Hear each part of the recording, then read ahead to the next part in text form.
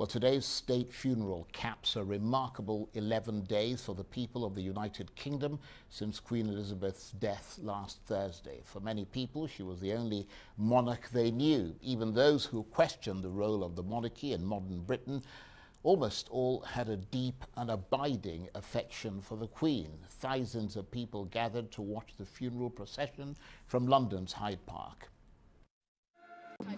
Very emotional. I loved it with all the atmosphere. It was lovely, really lovely. Very moving, yeah, very personal as well, which was lovely. We're pleased we've come. I think seeing the small children arriving, that was lovely. Yeah. Very nice. Very nice. Queen's great-grandchildren. Yeah, Charlotte and lovely. Yeah. Well, it doesn't really matter how people felt about the monarchy. I think it was the Queen. People, I don't know quite well. Think about it. Yeah, people were very emotional about the Queen, even if you weren't particularly into monarchy. So yeah, it was good to be here. Yeah, I think she was a stable. I think the way the world is, the way countries are, governments are. She was that nice, steady, the link, and I think that's what it is about, really. So yeah, it's been a nice day. Valuable and historic moment, I guess, in all of our lives, but. Especially for me a little bit, that I was living in London for 3 years during my studies here, and when I heard that the Queen is dead, I decided that I need to buy tickets and flew here to see my friends and attend this event. Yeah, that was something I wanted just to do, and it was nice. I wanted to see it like during the mall and maybe in the Hyde Park corner, but like it was so crowded.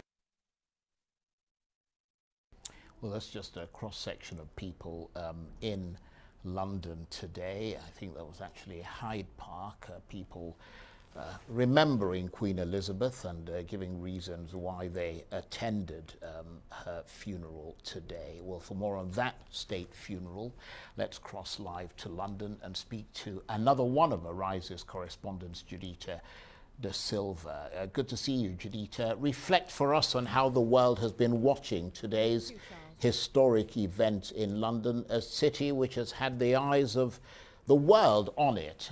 In Britain, as well as beyond, people saying a final farewell to Queen Elizabeth.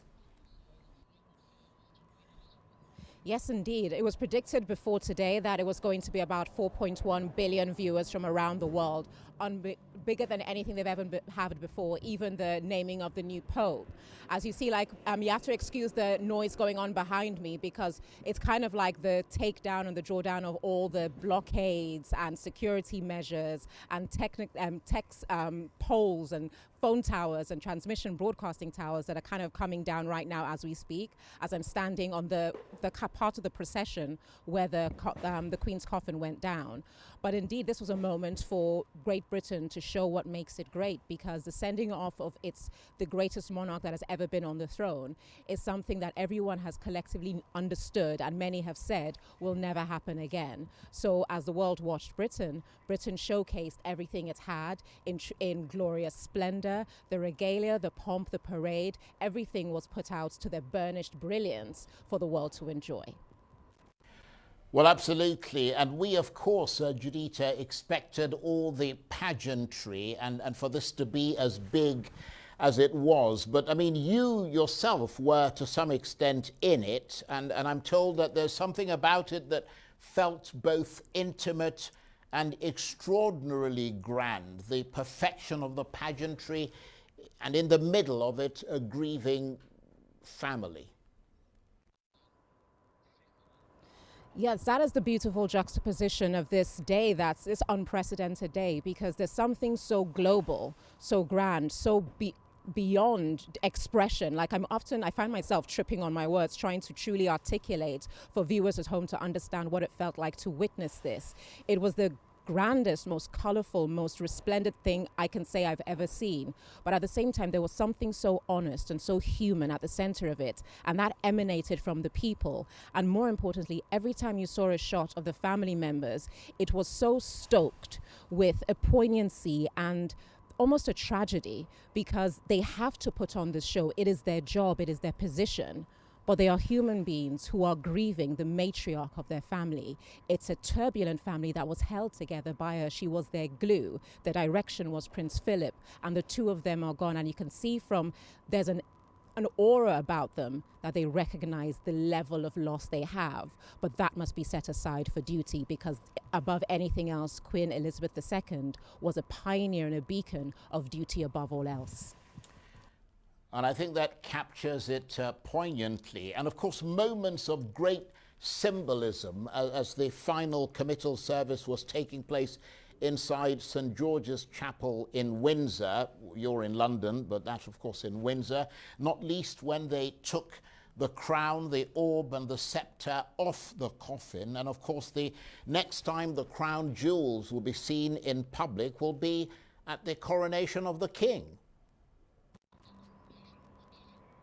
Indeed, and that's why it's kind of, the moment was done in silence. And I remember as a child going to visit and see the crown jewels in this beautiful room with just glass cases. And there was even a day when David Attenborough was given a tour, like, because I love his documentaries, and he's a naturalist that has worked very closely with King Charles III.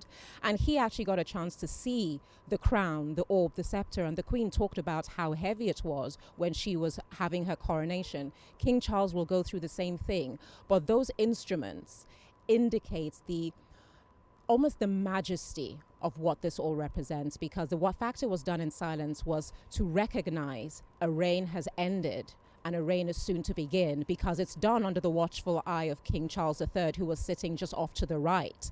And everyone was just kind of captivated by it, because you're just looking at a fancy hat.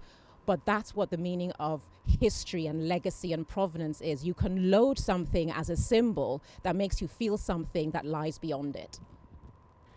Very true. And so a British monarchy that still dazzles the world, at least up to this point. I suppose the question now is how much will survive the end of this pageantry and the return of the day-to-day? Well, I don't think much, because as you can see, it's been so quick, the takedown of stuff, because they realize that London is the city's capital. Today is a bank holiday, but it's back to business tomorrow. So everything has to be taken down quickly. So they've pretty much got until about midnight to 3 a.m. to return London City to what it's used to being, because everyone's got to get back to work. But I still think that probably for the rest of this week and for a while, those people who also went to the lying in state, those who were here today, will kind of be slightly walking on a cloud, because something's happened, something that you'll hold on to forever, and that was history. We were part of it. Arise News, the team here, we were part of it. We know what it felt like, and it's something that I'm proud to say that I'll hold with me forever, because there'll be nothing quite like it again. Well, thank you for being there for us, Judita. You've had a long day. You do deserve a bit of rest. Judita de Silva, Arise correspondent, talking to me there from London. Thank you.